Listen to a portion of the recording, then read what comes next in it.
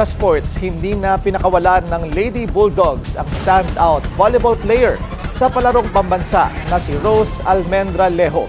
Opisyal na siyang bahagi ng National University. Yan ang exclusive agenda report ni Sheila Salaysay. Hindi pa man sumisipa ang susunod na season, maaga nang nagbabadya ang ingay sa kampo ng NU Lady Bulldogs. Walang pahinga, walang slowdown habang ang iba'y naghihintay. Ang Lady Bulldogs tahimik na kumikilos.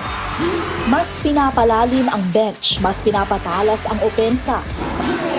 Mas pinatitibay ang pundasyon ng kulturang panalo. Malayo pa ang susunod na kabanata pero ngayon pa lang, ramdam na ang intensyon.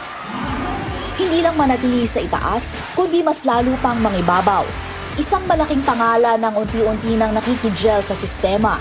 Kinumpirma mismo ni Bacolod Taytong Team Manager Jose Montalvo na pirmado na ng NU ang palarong pambansa standout na si Rose Almendra Lejo, isang superstar na humakot ng Best Scorer, Best Server at Best Open Hitter honors sa torneo.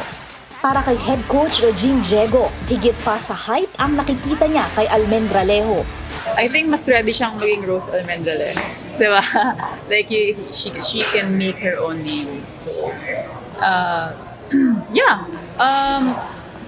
We cannot wait for her to come in the team and help us to rebuild this team, and we just wish na maging healthy kaming lahat, especially her na kasi medyo malayo siya sa amin, and we're looking forward to be with her in the UAAP 9th.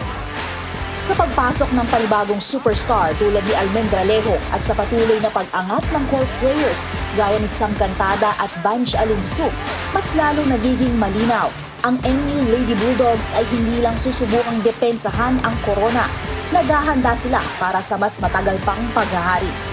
Para sa agenda, Sheila Salaysay, Billionaire News Channel. Manatiling nakatutok sa Billionaire News Channel, sumubaybay sa aming social media accounts at mag-subscribe sa aming YouTube channel para sa mga eksklusibong balita at storya.